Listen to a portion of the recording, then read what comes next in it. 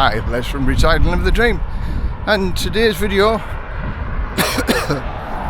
is about my marriage visa and a problem that's been caused because of my marriage visa.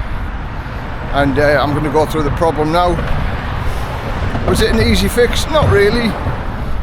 More bureaucracy, more paperwork, but not impossible to do. Guys are working, emptying all the bins. So why is my marriage visa being cancelled? It was cancelled because I left the country, and I'll explain as to why it was cancelled. As most people know who follow my channel, I'm back in England because my sister was ill, so I came back to sort of help take care of my sister for a while. I've been here 9 weeks, but my marriage visa was also due for renewal at the end of July, and I came here for the 5th of July. And for those people on a marriage visa, what you need to do, you need to be in the country. So you apply for your marriage visa, you do all the paperwork, which is a huge amount of paperwork to do for a marriage visa, and then once you get all your paperwork accepted, it goes off to Bangkok and you get a stamp with your passport for consideration, and that takes a month. So July, the end of July, so I could have done it early, so we went in at the end of June. So July, I could have done it in July, like the first 1 or 2 days in July, but then it would have still been a month of consideration, in which time my sister was going in for an operation, and basically I could have arrived back in the UK after she'd had her operation and things like that. No, I wanted to get here before that to give her some moral support and some help, basically. So that meant I couldn't be in Thailand under the consideration. We went down to the immigration office and we asked at the immigration office what we could do. They suggested changing it over to a retirement visa.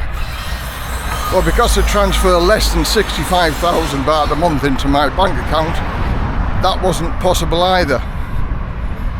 So the other alternative was to go to see an agent and get an agent to do it. And me being me, I didn't want to use an agent because I'm proud that I can do it myself, and I do it legally and I do it all above board.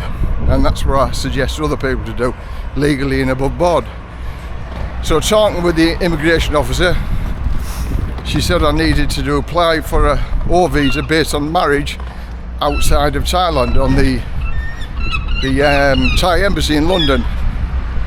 So armed with that information, once I left Thailand, my marriage visa was cancelled.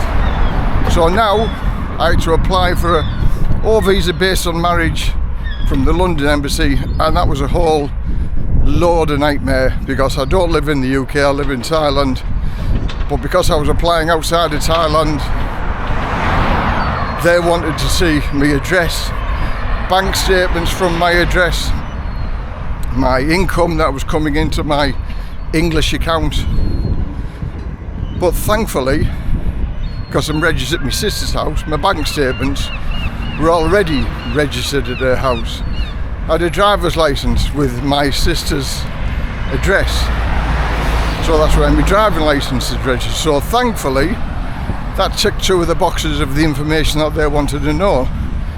Now had I not had that, then it would have been more difficult. I would have maybe had to gone for an interview down to the Thai embassy in London, which again costs a lot of money to go down to London, do out the information, then come back.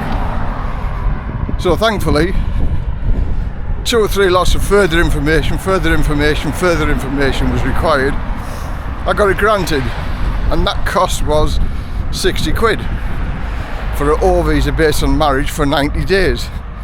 So that's a 60-day visa, and then I get it extended by 30 days by going to the immigration department.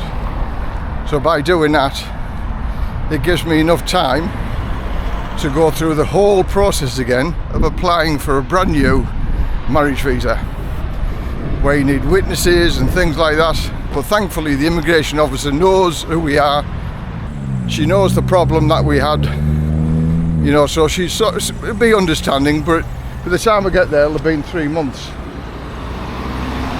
3 months before we had the last talk with her. And bearing in mind they're dealing with this on a day-to-day basis. So we'll see how the land lies when we get back. But again, another whole heap of paperwork, bank statements and things like that.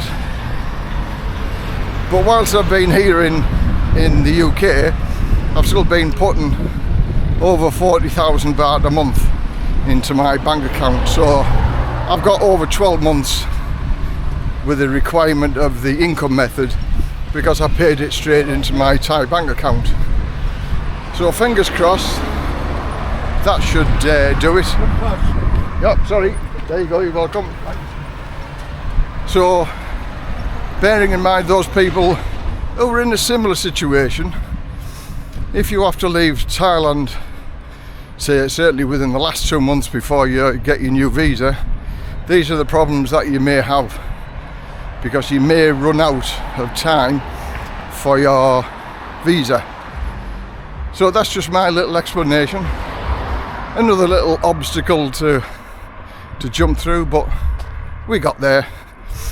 And when I get back to the UK, when I get back to Thailand, I'll go through the whole process and I'll tell everybody how it works. I've done a couple of videos before on the marriage visas, but this is a new situation. It's a new way of dealing with it. It's a new problem that probably many people don't have. So if you found it interesting, give it a thumbs up. If you didn't, give it a thumbs down. Leave your comments down below. Be interested to read them. And until the next video, bye for now.